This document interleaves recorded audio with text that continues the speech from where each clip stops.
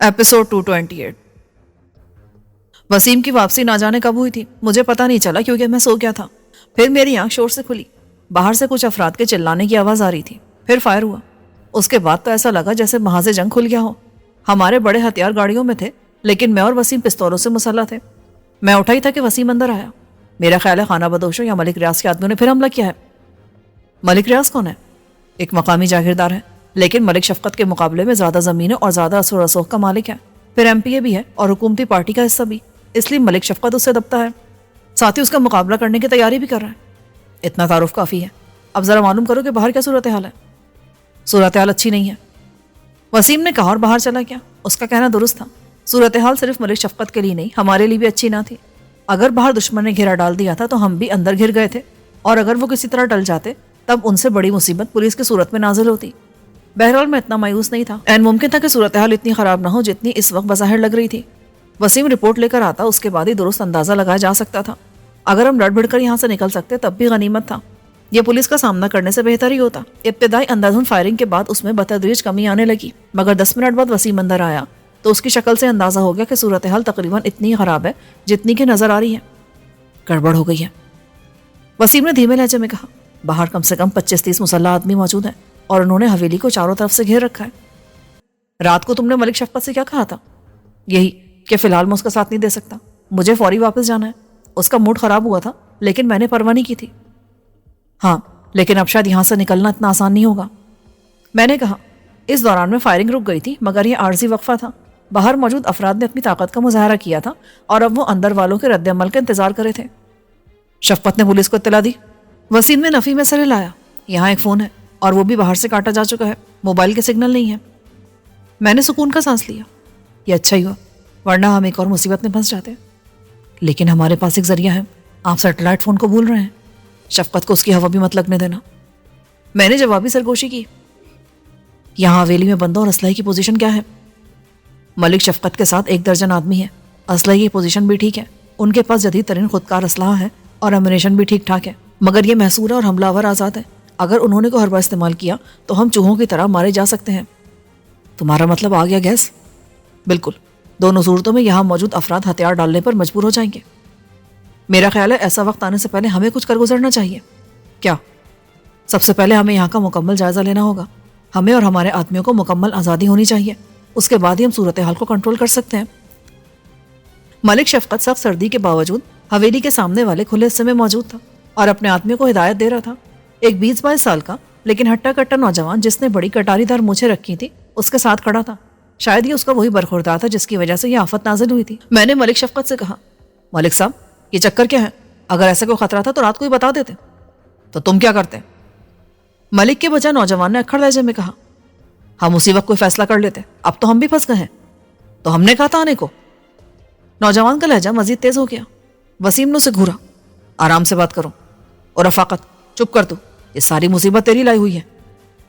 شفقت نے اسے گھورا، اس کو احساس تھا کہ اس مشکل وقت میں ہم اس کے کام آ سکتے تھے، اس لیے وہ نرم بلکہ کسی حد تک جھکے انداز میں بات کر رہا تھا۔ حالانکہ میں نے خاص اکھڑ انداز میں اس سے بات کی تھی اور رفاقت کا رد عمل بالکل درست تھا، مگر جواب میں اسے باپ سے جھاڑ کھانے کو ملی۔ وہ پیچھے ہو کر ہمیں گھورنے لگا۔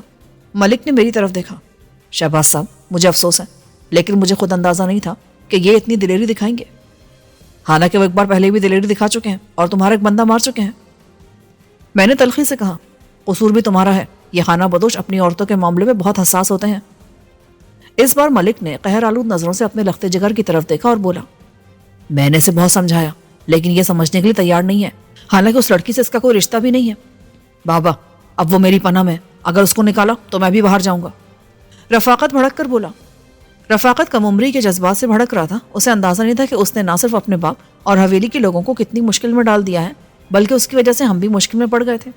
میں ان خانہ بدوشوں کو بھگت چکا تھا اور مجھے اچھی طرح معلوم تھا کہ یہ کتنے خطرناک اور ضدی ہوتے ہیں۔ اگر وہ لڑکی کو لینے کا عزم لے کر آئے تھے تو اسے لیے بغیر واپس نہیں جاتے۔ میں نے ملک سے پوچھا، انہوں نے کوئی بات کی ہے؟ اس نے سر ہلایا۔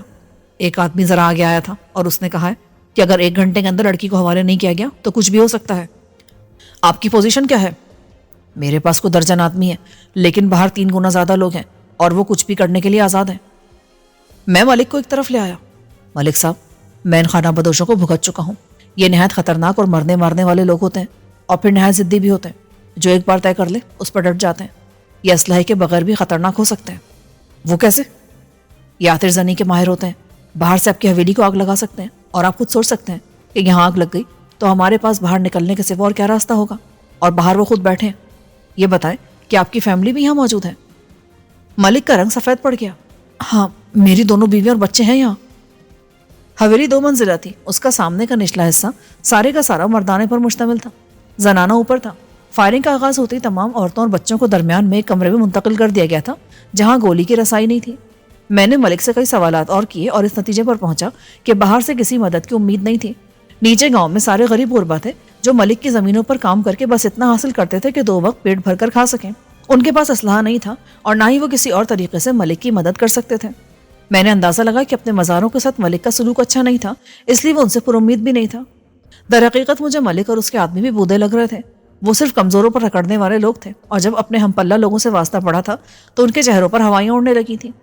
میں نے وسیم سے کہا، سامان میں نائٹ ویژن ہے، ذرا وہ نکالنا. وسیم ایک گاڑی سے نائٹ ویژن، دوربین اور 2 عدد نائٹ گلاسز نکال لایا. ملک کے ساتھ ہم اوپر آئے. اس کی عورتیں ایک طرف تھی اس لیے اس نے کوئی اعتراض نہ کیا اور وہ کر بھی نہیں سکتا تھا. ہم اس کی مدد کر رہے تھے. یہاں سے منظر اتنا واضح نہیں تھا اس لیے ہم چھت پر نکل آئے. یہاں بلا کی سردی تھی اور ہم اتنے گرم کپڑوں میں نہیں تھے. ملک نے ہمارے لیے سیاہ گرم چادریں منگوا دی. یہ ہمیں سردی سے بچانے کے ساتھ ساتھ کیموفلاج بھی کری تھی. چھت سے باہر کا منظر واضح تھا. حویلی کے سامنے ایک چھوٹا سا میدان اور پھر سڑک تھی. سڑک نیچی تھی اور اس کے ساتھ پتھروں کی دیوار تھی. محاصرہ کرنے والے اسی دیوار کے پیچھے تھے. نائٹ ویژن سے ان کے حوالے صاف محسوس کیے جا سکتے تھے. سامنے درجن سے زیادہ افراد تھے. دائیں بائیں ڈھلان کے ساتھ باغات اور ان کے نیچے کھیت تھے. باغوں کی 4 دیواری تھی اور دائیں بائیں موجود حملہ ان دیواروں کی اوٹ میں تھے. عقب میں حویلی کے ساتھ بہت ترچھی ڈھلان تھی. دراصل حویلی کا پچھلا حصہ بڑھایا گیا تھا اور اس نے ڈھلان کو گھیر لیا تھا. نتیجے میں یہ ڈھلان بہت زیادہ ترچھی ہو گئی تھی اور مٹی کو روکنے کے لیے اسے پتھر سیمنٹ کی مدد سے لگا کر پختہ کر دیا گیا تھا. یہ ڈھلان والا حصہ دائیں بائیں موجود حملہ کی زد میں تھا. اول تو یہاں سے کوئی جا نہیں سکتا تھا اور اگر وہ جانے کی کوشش کرتا تو لازمی محاصرہ کرنے والوں کی نظروں میں آ جاتا. اس کے بعد اس کا بچنا محال تھا. گاؤں کوئی 200 گز نیچے تھا اور اب وہاں بیشتر گھروں میں روشنیاں گل کر دی گئی تھیں. محاصرہ کرنے والوں کی تعداد اندازے سے زیادہ تھی. وہ کم سے کم 40 لوگ تھے. میں نے ملک سے پوچھا، ان کی دی ہوئی مہلت میں کتنا وقت باقی ہے؟ 20 منٹ. وہ چھت پر ہمارے ساتھ ہی دبکا ہوا تھا. آسمان پر چاند تھا اور کبھی کبھی بادلوں سے نکل آتا تھا، اس لیے ہمیں محتاط ہونا پڑ رہا تھا. اس وقت 3 بج رہے تھے. گویا خانہ بدوش آدھی رات کے بعد کسی وقت یہاں آئے تھے. باغات میں آدمی نہیں ہوتے؟ ہاں، لیکن 2 بندے ہوتے ہیں. وہ تو آرام سے ان کے ہاتھ لگ گئے ہوں گے. پچھلی بار حملہ اسی طرح رات کو ہوا تھا. خانہ بدوش خاموشی سے حویلی کے پاس آ گئے تھے لیکن ایک محافظ نے بروقت دیکھ لیا تھا. اس نے للکارا تو خانہ بدوشوں نے فائر کھول دیا اور محافظ مارا گیا. جوابی فائرنگ کے بعد حملہ بھاگ گئے لیکن ملک کا ایک اور آدمی زخمی کر گئے تھے. خانہ بدوشوں کا کوئی نقصان نہیں ہوا تھا. اس روز شاید وہ بے خبری میں حملہ کرنا چاہتے تھے مگر آج پوری تیاری کے ساتھ آئے تھے. میں نے ملک سے پوچھا، تمہیں یقین ہے ملک ریاض ان کی مدد کر رہے ہیں؟ ان کو اس طرح دیکھ کر بھی پوچھ رہے ہو؟ اس نے تلخی سے کہا، میں نے اتفاق کیا. خانہ بدوش خطرناک ہوتے ہیں لیکن وہ مارو اور بھاگ جاؤ کی حکمت عملی پر عمل کرتے ہیں. اس طرح باقاعدہ محاصرہ کر کے بیٹھ جانا ان کی فطرت کے خلاف ہے کیونکہ وہ پاؤں تلے زمین نہ ہونے کی وجہ سے کمزور ہوتے ہیں. خانہ بدوشی ان کی طاقت بھی ہوتی ہے کہ وہ کام کر کے نکل جاتے ہیں مگر اس لحاظ سے کمزوری بھی ہے کہ وہ کہیں جم کر کسی کا مقابلہ نہیں کر سکتے. اس وقت ان کا انداز بتا رہا تھا کہ انہیں کسی طاقتور کی مدد حاصل ہے اور وہ طاقتور ملک ریاضی ہو سکتا تھا. یہ 2 سیاستدانوں کی جنگ تھی. ملک ریاض کی خوش قسمتی کہ اس کے ہاتھ اپنے مستقبل کے حریف کی کمزوری آ گئی تھی اور وہ اس کا پورا فائدہ اٹھا رہا تھا. رفاقت کی عاشق مزاجی اس کے باپ کو مہنگی پڑنے والی تھی. ابھی تک میں خود کو ملک شفقت کی مدد کرنے پر آمادہ نہیں کر سکا تھا. یہ ہماری لڑائی نہیں تھی اور ہم اس میں شامل ہو کر بلا وجہ دشمن کا اضافہ اور کر لیتے. میں وسیم کو ایک طرف لے گیا. میرا خیال ہے ہم ان سے بات کرنی چاہیے. ہم کیا بات کر سکتے ہیں؟ دیکھو، اس معاملے سے ہمارا کوئی تعلق نہیں ہے اس لیے اگر ہم یہاں سے جانا چاہیں تو بات کر لیتے ہیں لیکن اگلا بندہ کیا فیصلہ کرتا ہے یہ وہی بتا سکے گا. میں واپس ملک کے پاس آیا. میں خانہ بدوشوں سے بات کرنا چاہتا ہوں. کر لیں، مجھے امید نہیں کہ وہ یہ بات مانیں گے. اس نے بے دلی سے کہا، آپ کو ان سے نہیں اپنے بیٹے سے بات کرنے کی ضرورت ہے. اسے سمجھائیں اگر لڑکی واپس نہیں کی تو حویلی کے دوسرے لوگ بھی متاثر ہو سکتے ہیں.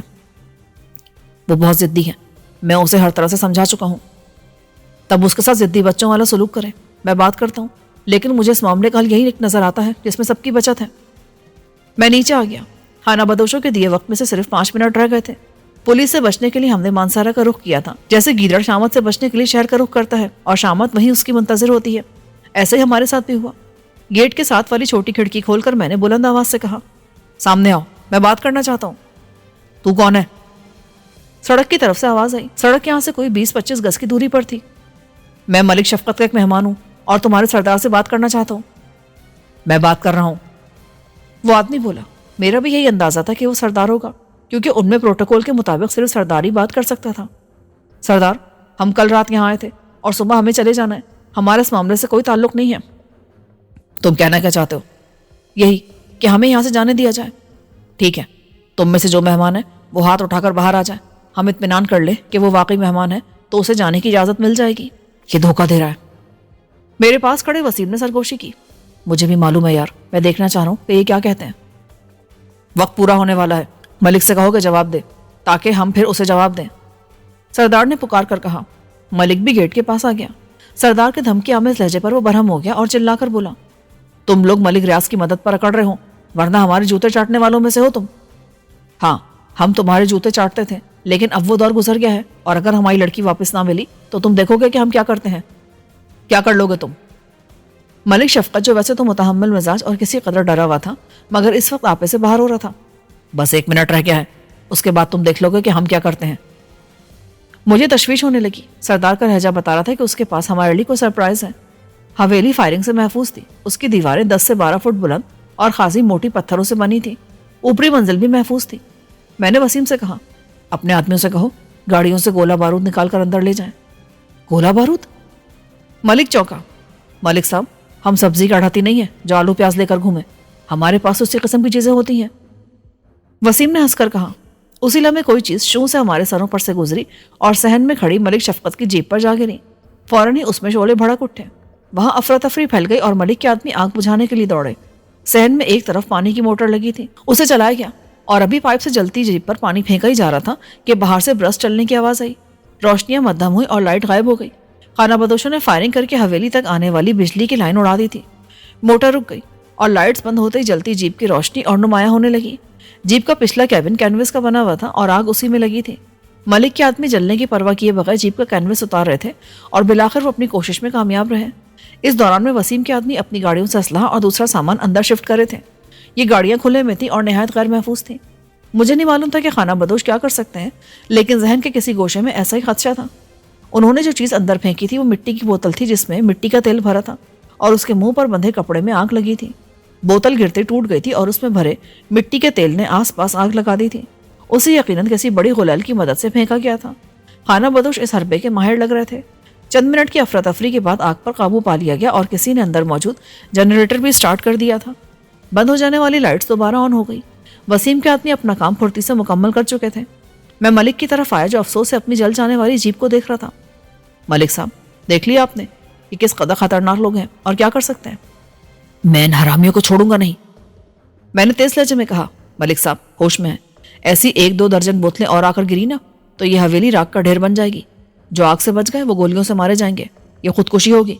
कोई अकल का फैसला करे। तुम कौन होते हो मेरी हवेली में मुझ पर हुक्म चलाने वाले? मेरा ख्याल है तुम्हारा दिमाग काबू में नहीं रहा, मैंने बरहमी में अदब आदाब बाला ताक रखते हुए कहा। तुम देख नहीं रहे हो क्या करने वाले हैं? जवाब में मलिक ने खाना बदोशों के खिलाफ गालियों का दरिया बहा दिया। ऐसा लग रहा था इस हमले ने उसकी दिमागी हालत को मुतासर किया था। उसकी बकबक सुनकर उसका फर्जंद अरशमंद दौड़ा दौड़ा आया। क्या हुआ बाबा? मलिक ने धाड़ कर हुक्म दिया। ओ इन लोगों की तो। आगे की गुफ्तगू नाकाबिले बयान थी और उसका एक ही मतलब निकलता था कि खाना बदोशों के खिलाफ ऐलान जंग कर दिया जाए। मैं चिल्लाया, तुम्हारा दिमाग चल गया है? ओ बकवास ना कर। मलिक ने अचानक पिस्तौल निकालकर मुझ पर सीधा कर लिया। तू भी उनका साथी है, पहले तुझसे निपटते हैं। इस मौके पर मुझे लगा कि अब मुझे और मेरे साथियों को हरकत में आ जाना चाहिए। मैंने मलिक का पिस्तौल वाला हाथ थामकर उसे अपनी तरफ खींचा। एक फायर हुआ और गोली दरवाजे पर लगी। दूसरा फायर करने से पहले मैंने उसे घुमाकर उसकी गर्दन बाजू में जकड़ते हुए उससे पिस्तौल छीनकर उसी के सर से लगा दिया। लड़के के अंदाज से लग रहा था कि वो मुझे शूट करने वाला था और अगर मैं एक लम्हे की भी ताखीर करता तो शायद वो गोली भी चला देता। मेरे फौरी फैसले ने मेरी जान बचा ली। इससे पहले मलिक और उसके आदमी कुछ करते, मैंने उन्हें खबरदार किया, कोई हरकत ना करे वरना ये मारा जाएगा। मलिक का हाथ जेब की तरफ जाते जाते रुक गया और उसके आदमी ने अपने हथियारों का रुख मेरी तरफ कर दिया। वसीम कुछ दूर था। उसने अपना पिस्तौल मलिक की तरफ सीधा कर दिया। دونوں باپ بیٹے زد میں آئے تو اس کے آدمیوں کے ارادے کمزور پڑ گئے۔ وسیم کے آدمی بھی حرکت میں آ گئے اور انہوں نے اپنا اسلحہ نکال لیا۔ میں نے ملک سے کہا، اپنے آدمیوں کو بولو ہتھیار پھینک دے۔ رفاقت ٹھیک کہہ رہا تھا، تم ان لوگوں سے ملے ہوئے ہو۔ ملک نے مجھے گھورتے ہوئے کہا، ہم کسی سے نہیں ملے ہوئے، ہم صرف تمہیں خودکشی سے روکنے کی کوشش کر رہے ہیں۔ تم ان خانہ بدوشوں کا مقابلہ نہیں کر سکتے تو ہتھیار ڈال دیں کیا؟ اس نے تلخی سے پوچھا۔ ان کی لڑکی واپس کر دو۔ رفاقت میری گرفت میں تڑپ کر رہ گیا۔ وہ صرف دیکھنے میں تنومند لگتا تھا اور اس میں کسی قدر جان بھی تھی، لیکن جسم نرم ہی تھا۔ وہ ایک اچھا پلا ہوا دمبا تھا۔ اس نے گھٹی ہوئی آواز میں کہا، یہ نہیں ہو سکتا۔ یہ ہوگا ملک، میں صرف 3 تک گنوں گا اور اس کے سر میں سوراخ کر دوں گا۔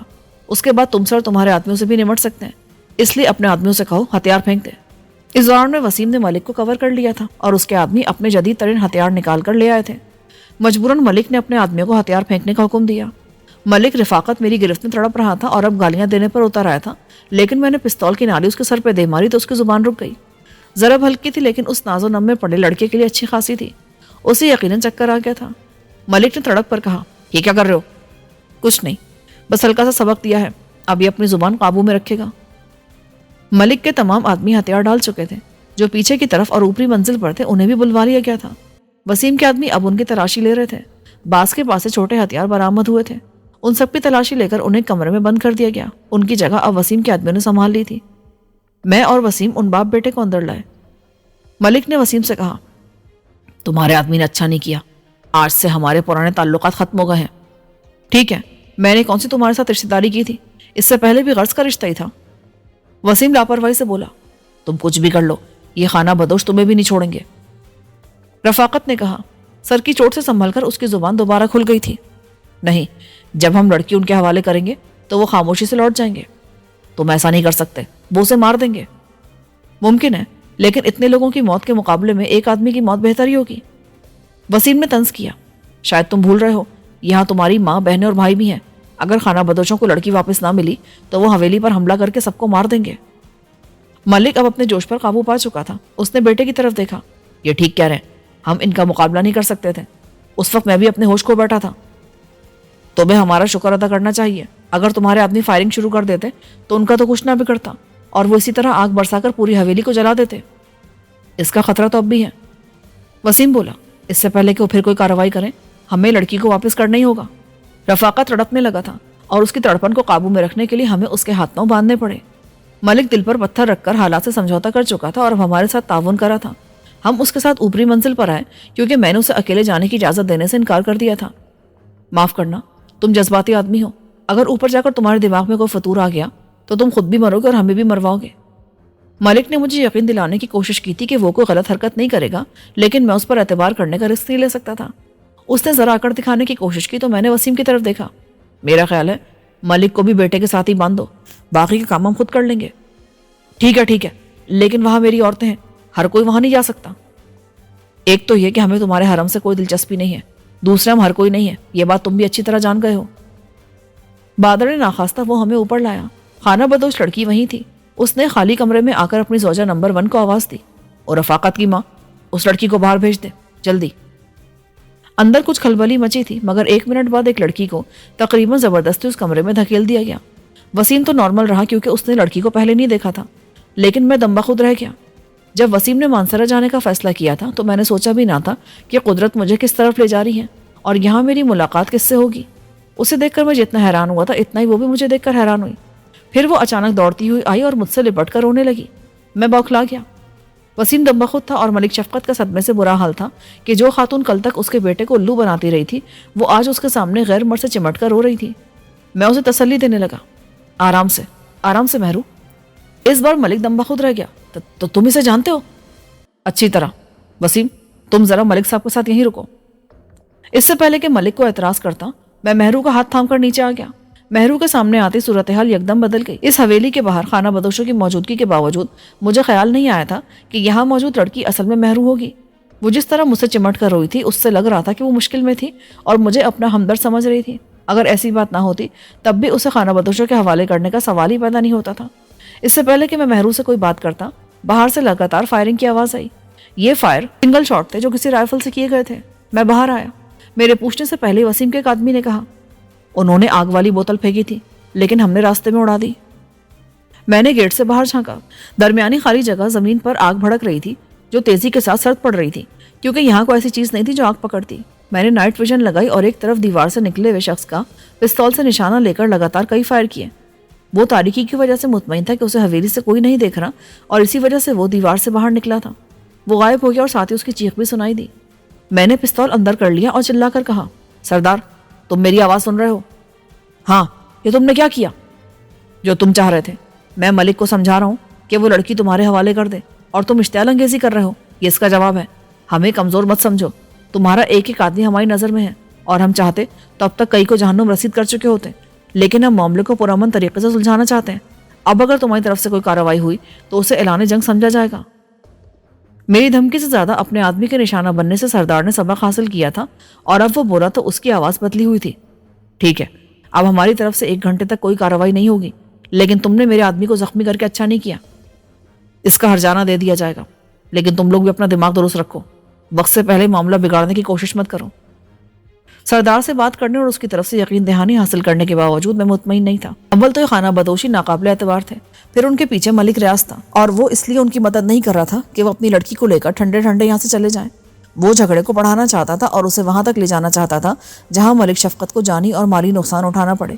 اس لیے مجھے یہ معاملہ پرامن طریقے سے سلجھتا نظر نہیں آ رہا تھا، مگر میں نے ایک مہلت حاصل کر لی تھی کہ مہرو سے بات کر کے صورتحال کو سمجھ سکوں۔ مہرو بھی میرے ساتھ باہر نکل آئی۔ اس نے ساری گفتگو سنی تھی، وہ سہمی ہوئی نظر آنے لگی۔ شہباز، تم مجھے ان درندوں کے حوالے کر دو گے؟ میں کسی صورت ان کے پاس نہیں جاؤں گی۔ یہ تمہارے لوگ ہیں۔ یہ میرے لوگ نہیں ہیں، تم جانتے ہو میرے اپنے قبیلے والے میرے خون کے پیاسے ہو رہے تھے، اور اگر میں ان کے ہاتھ لگتی تو میرا سابق شوہر مجھے ڈنڈے سے مار مار کر ہلاک کر دیتا۔ قبیلے سے بھاگ جانے والی عورت کو یہی سزا دی جاتی ہے، اور سب کے سامنے دی جاتی ہے۔ میں اسے کمرے میں لے آیا۔ پھر یہ کون لوگ ہیں؟ وہی لوگ جن کے قبیلے میں شامل ہو کر تم بریف کیس کی تلاش میں گئی تھی۔ اس نے چونک کر میری طرف دیکھا۔ تمہیں بریف کیس کے بارے میں معلوم ہے کیا؟ میں اپنی ہی چیز کے بارے میں نہیں جانوں گا کیا؟ تمہیں فتح خان نے دھوکے باز کرنل زرسکی کی مدد سے الو بنایا، اور وہ دونوں ایک دوسرے کو بیوقوف بنا رہے تھے۔ نتیجے میں ان میں شدید دشمنی ہو گئی۔ مہرو نے گہری سانس لی۔ اس وقت مجھے اندازہ نہیں تھا کہ کرنل مجھے کس طرح سے الو بنا رہا ہے۔ در حقیقت وہ اسی بریف کیس کے چکر میں پاکستان آیا تھا۔ اسے معلوم تھا کہ اسے اس بریف کیس کی منہ مانگی قیمت مل سکتی ہے۔ یہاں کر اس نے کسی طرح راجہ صاحب کی ملازمت حاصل کی، اور پھر اسے میں ملی تو اس کی لاٹری کھل گئی، کیونکہ بریف کیس میرے قبیلے والوں کے پاس تھا۔ اس نے ظاہر کیا کہ وہ مجھ سے متاثر ہے اور مجھ سے شادی کرنا چاہتا ہے، مگر میں اس کی باتوں میں آ گئی۔ میں سمجھی کہ وہ سچ مچ مخلص ہے اور مسلمان ہو کر مجھ سے شادی کرنا چاہتا ہے۔ اس نے تمہیں تمہارے قبیلے کے پیچھے روانہ کر دیا۔ آخری بار میں نے تمہیں خانہ بدوشوں کے دوسرے قبیلے میں دیکھا تھا، اور تم میری جھلک دیکھتے غائب ہو گئی تھی۔ ہاں، میں حیران تھی کہ تم یہاں کہاں سے آ گئے۔ میں نے ان لوگوں سے کہا کہ تم لوگ اچھے نہیں ہو، اس لیے وہ جارحانہ انداز میں تمہاری طرف بڑھے، اور تم لوگوں نے نکل جانا مناسب جانا تھا۔ تمہارا قبیلہ بریف کیس لے کر کہاں گیا تھا؟ وہ سرحد پار کر کے کشمیر چلا گیا تھا۔ لیکن میں نے سنا ہے کہ سرحد کی سخت نگرانی ہوتی ہے، اور کسی کے لیے کنٹرول لائن پار کرنا ممکن نہیں ہے۔ ہم لوگوں کے لیے نہیں ہے، لیکن ہم لوگ تو سالوں سے آر پار آتے جاتے رہے ہیں۔ اگر دونوں طرف کے فوجی دیکھ لیتے ہیں تو روکتے نہیں، البتہ حالات خراب ہو تو روک لیتے ہیں۔ میرا قبیلہ سرحد پار کر کے چلا گیا تھا۔ اسے بریف کیس کے بارے میں نہیں پتا تھا کہ اس کی اہمیت کیا ہے؟ نہیں، میرا خیال ہے کسی عام آدمی نے بریف کیس اٹھایا تو وہ سمجھا اس میں کوئی قیمتی شے یا رقم ہوگی، لیکن بعد میں سردار کی نظر اس پر پڑ گئی اور اس نے اسے چھین لیا۔ سردار نے اسے کھولنے کی کوشش کی تھی۔ میں چونکا۔ اس نے کھول لیا تھا؟ نہیں، وہ ناکام رہا۔ اس نے اسے توڑنے یا کاٹنے کی کوشش بھی نہیں کی۔ میں نے سکون کا سانس لیا۔ یعنی وہ محفوظ رہا؟ میں دوسرے قبیلے کے ساتھ سرحد پار پہنچی تھی۔ یہ بہت مشکل اور تکلیف دہ سفر تھا۔ اکثر ہمیں 16-17 ہزار فٹ برف پوش پہاڑوں سے گزرنا پڑا تھا، لیکن ہم اس سفر کے عادی ہیں۔ وادی میں داخل ہو کر ہمیں پتہ چلا کہ میرا قبیلہ ایک جگہ موجود ہے۔ 1 منٹ، یہ بتاؤ کہ تم دوسرے قبیلے کے ساتھ کس حیثیت سے سفر کری تھی؟ یہ کام فتح خان نے کرایا تھا۔ اس نے سردار سے معاہدہ کر لیا تھا کہ وہ مجھے میرے قبیلے تک پہنچائے گا اور پھر واپس لے کر آئے گا۔ اس کے پاس کیا ضمانت تھی کہ سردار تمہیں واپس لے کر آتا؟ اور اگر تم بریف کیس واپس حاصل کر لیتی تب بھی اسے لے کر واپس کیسے آتی؟ فتح خان نہایت شاطر آدمی ہے۔ اس نے سردار سے وہ ضمانت حاصل کر لی تھی جسے وہ مسترد ہی نہیں کر سکتا تھا۔ اس نے سردار کے نوجوان بیٹے کو اپنی قید میں رکھا ہوا ہے۔ میں واپس جاؤں گی تب اسے رہائی ملے گی۔ تبھی یہ لوگ تمہارے لیے پاگل ہو رہے ہیں، میرے لیے نہیں، اس بریف کیس کے لیے پاگل ہو رہے ہیں۔ مہرو نے تلخی سے کہا۔ میں چونک اٹھا تھا۔ Brief case? مہرو کرنل کے ساتھ ہی راجہ عمر دراز کے محل سے نکل گئی تھی۔ اسے راجہ یا کسی دوسرے سے غرض نہیں تھی، کیونکہ اب اس کی ساری دنیا کرنل تھا، ایک طاقتور اور دولت مند شخص جو اسے وہ سب دے سکتا تھا جس کی مہرو یا کوئی بھی عورت خواہش کر سکتی ہے۔ لیکن اس کے خوابوں کو پہلا دھچکا اس وقت لگا جب فتح خان اس کے سامنے آیا۔ کرنل اسے سوات کے ایک پہاڑی بنگلے میں لایا تھا اور یہ جگہ در حقیقت فتح خان کی ملکیت تھی۔ مہرو فتح خان سے شدید نفرت کرتی تھی، اور جب کرنل نے اسے بتایا کہ اب اس نے فتح خان سے صلح کر لی ہے تو وہ اس سے الجھ پڑی، مگر کرنل نرمی اور آسانیت سے اسے سمجھاتا رہا کہ یہ ضروری ہے تاکہ اس کا مشن مکمل ہو سکے۔ تمہارا مشن کیا ہے؟ میں ایک چیز لینے پاکستان آیا ہوں، لیکن مجھے یہاں تم بھی مل گئی ہو۔ بہرحال وہ چیز بہت اہم اور قیمتی ہے، اگر ہم اسے حاصل کرنے میں کامیاب ہو گئے تو ہم بہت دولت مند ہو جائیں گے۔ راجہ عمر دراز سے بھی زیادہ؟ مہرو نے تعجب سے پوچھا۔ راجہ عمر دراز؟ وہ بیچارہ اتنا دولت مند کہاں ہے؟ یوں سمجھ لو کہ ہم مغربی پیمانے کے مطابق دولت مند ہو جائیں گے، ڈالرز میں کروڑ پتی ہوں گے۔ میں تمہیں یوکرین لے جاؤں گا اور وہاں ہم بلیک سی کے کنارے محل بنا کر اس میں رہیں گے۔ مہرو کو معلوم نہیں تھا کہ یوکرین کہاں تھا اور بلیک سی کے کنارے محل بنا کر رہنا کیسا ہو سکتا ہے، لیکن کرنل کے خواب اس کی آنکھوں میں اتر آئے تھے اور وہ اس کا ساتھ دینے کو تیار ہو گئی۔ وہ چیز کہاں ہے اور تم اسے کیسے حاصل کر سکتے ہو؟ تم جانتی ہو کہ وہ چیز کہاں ہے اور تم ہی اسے حاصل کر سکتی ہو۔ کرنل نے معنی خیز انداز میں کہا، میں نہیں جانتی۔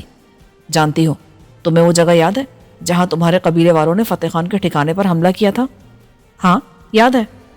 وہ وہاں سے ایک بریف کیس لے گئے تھے اور میں وہی بریف کیس لینے آیا ہوں۔ مہرو حیران رہ گئی۔ مجھے نہیں معلوم ہے اور میں اسے کیسے حاصل کر سکتی ہوں؟ تم اپنے قبیلے سے اچھی طرح واقف ہو، اس لیے تم ہی اسے حاصل کر سکتی ہو۔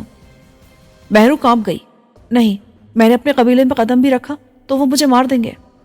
تم فکر مت کرو، تمہاری حفاظت کی جائے گی اور تم بریف کیس بھی نکال لاؤ گی۔ مہرو پریشان ہو گئی۔ وہ کرنل کو سمجھانے لگی کہ اس کے قبیلے والے کیسے خوفناک لوگ تھے اور وہ اس کے بھی دشمن بن جائیں گے، مگر کرنل نے اس کی باتوں کا کوئی اثر قبول نہیں کیا۔ وہ پر اعتماد تھا، لیکن اس وقت وہ پر اعتماد نہیں رہا جب فتح خان نے اسے اطلاع دی کہ مذکورہ قبیلہ کنٹرول لائن کی دوسری طرف چلا گیا ہے۔ خاصے غور و خوض کے بعد انہوں نے پلان بنایا کہ مہرو اسی قسم کے خانہ بدوشوں کے دوسرے قبیلے کے ساتھ سفر کرے گی اور اپنے قبیلے تک پہنچ کر وہ بریف کیس واپس حاصل کر کے واپس آئے گی۔ یہ کام وہ کیسے کرتی، اس کا سارا پلان کرنل نے مہرو کو بنا کر دیا اور پھر اس کی تربیت شروع کر دی۔ وہ اسے ہتھیار چلانے اور خالی ہاتھ سے اپنے دفاع کی تربیت دے رہا تھا۔ مختصر عرصے میں اس نے مہرو کو خاصی حد تک ٹرین کر دیا تھا۔ اس سے مہرو نے اور بھی بہت کچھ سیکھا۔ دوسری طرف فتح خان اس کے سفر کا انتظام کر رہا تھا۔ اب تک مہرو یہی سمجھ رہی تھی کہ کرنل اسے سچ مچ پسند کرنے لگا ہے اور وہ اسے اپنے ساتھ لے کر جائے گا، مگر جیسے جیسے وقت گزر رہا تھا اسے احساس ہو رہا تھا کہ کرنل در حقیقت اسے استعمال کر رہا ہے اور شاید شروع سے اس کا یہی مقصد تھا۔ وہ فتح خان اور کرنل کے ساتھ اسلام آباد آئی۔ یہاں فتح خان نے ایک دوسرا قبیلہ تلاش کر لیا۔ پہلے اس نے لالچ دے کر سردار کو اس کام پر آمادہ کیا، اور جب وہ آمادہ ہو گیا تو فتح خان نے اس کے نوجوان بیٹے کو اپنے قبضے میں کر لیا اور سردار سے کہا کہ جب وہ مہرو کو صحیح سلامت ان کی مطلوبہ چیز سمیت واپس لے آئے گا تو اس کا بیٹا اسے مل جائے گا۔ اگر سردار کی نیت میں کوئی خرابی تھی تو فتح خان کی اس حرکت کے بعد وہ بالکل تیر کی طرح سیدھا ہو گیا۔ وہ مہرو کو لے کر روانہ ہوا۔ انہوں نے جوخم سے بھرے راستوں پر سفر کیا اور مقبوضہ کشمیر میں داخل ہو گئے۔ اس سفر میں حسب معمول کئی بوڑھے اور بچے سردی کے ہاتھوں زندگی ہار گئے تھے، لیکن ان کے لیے معمول کی بات تھی۔ جلدی وہ اس جگہ جا پہنچے جہاں مہرو کا قبیلہ موجود تھا۔ انہوں نے اس کے قریبی پڑاؤ ڈالا۔ دونوں آپس میں ایک ہی نسل اور رسم و رواج سے تعلق رکھنے والے قبیلے تھے، اس لیے ان میں میل جول بھی تھا۔ مہرو نے حلیہ بدلا اور اپنے قبیلے گئی۔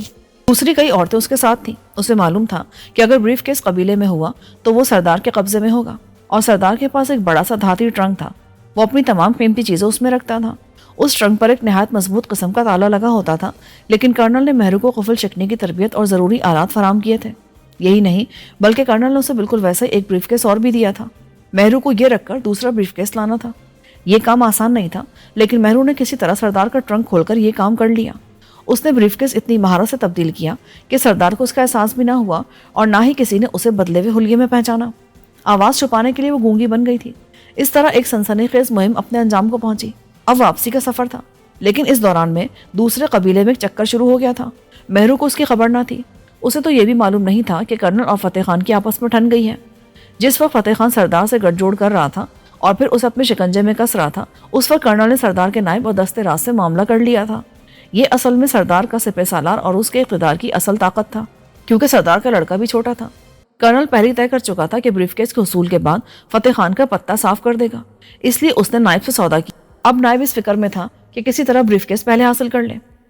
اسے دو فائدے ہوتے، اول تو کرنل اسے رقم دیتا، دوسرے فتح خان سردار زادے کو وعدہ خلافی پر مار دیتا اور نائب کا راستہ خود بخود صاف ہو جاتا۔ مہرو اس جھگڑے سے بے خبر تھی جو نائب اور سردار کے درمیان جاری تھا۔ نائب کا مطالبہ تھا کہ بریف کیس اپنے قبضے میں لے لیا جائے اور منہ مانگی قیمت کے بعد فتح خان کے حوالے کیا جائے، جبکہ سردار اپنے بیٹے کی زندگی خطرے میں ڈالنا نہیں چاہتا تھا۔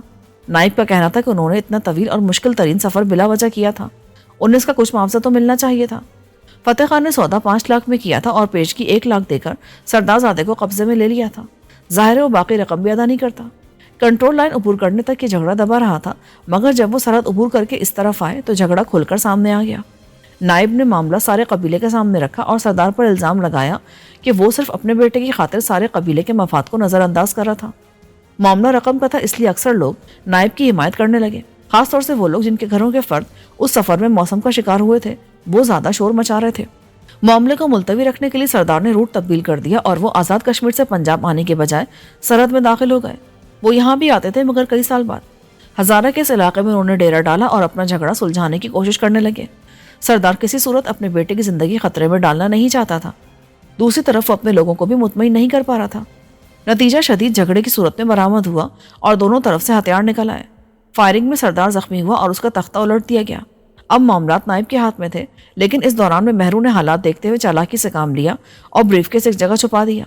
جب نائب نے اس سے بریف کیس مانگا تو اس نے دینے سے انکار کر دیا۔ وہ غضبناک ہو کر اس پر تشدد پر اتر آیا، لیکن اتفاق سے اسی وقت ملک رفاقت اپنے آدمیوں کے ہمراہ وہاں سے گزرا اور اس نے مہرو کو دیکھا۔ کیونکہ یہ علاقہ ان کا تھا اس لیے ملک نے دخل اندازی کی۔ اس پر مہرو نے موقع سے فائدہ اٹھا کر شور مچا دیا اور الزام لگایا کہ اس کا اس قبیلے سے تعلق نہیں ہے اور وہ اس کے ساتھ زبردستی کر رہے تھے۔ ایک خوبصورت عورت کی فریاد نے نوجوان ملک رفاقت کو متاثر کیا اور وہ اس کی حمایت کرنے لگا۔ پھر بات اتنی بڑھی کہ ملک رفاقت نے اسے اپنی حفاظت میں لے لیا۔ رفاقت اور اس کے مسلح ساتھی خانہ بدوشوں کے لیے مسئلہ نہ تھے، لیکن یہ ان کا علاقہ تھا اور وہ جھگڑا کر کے یہاں سے نہیں نکل سکتے تھے، اس لیے وہ دب گئے اور ملک رفاقت مہرو کو حویلی لے آیا۔ مگر اب خانہ بدوش ملک ریاض کی حمایت پا کر شیر ہو رہے تھے اور انہوں نے حویلی کا محاصرہ کر رکھا تھا۔ اس دوران میں ہم بھی یہاں کر پھنس گئے تھے اور اب تک یہاں سے نکلنے کی فکر کر رہے تھے، مگر مہرو کے سامنے آنے کے بعد صورتحال بدل گئی تھی۔ اگر وہ عورت مہرو نہ ہوتی تو ہمارے لیے یہاں سے نکلنا مشکل نہ تھا، مگر مہرو کو ہم کسی صورت بھی خانہ بدوشوں کے حوالے نہیں کر سکتے تھے۔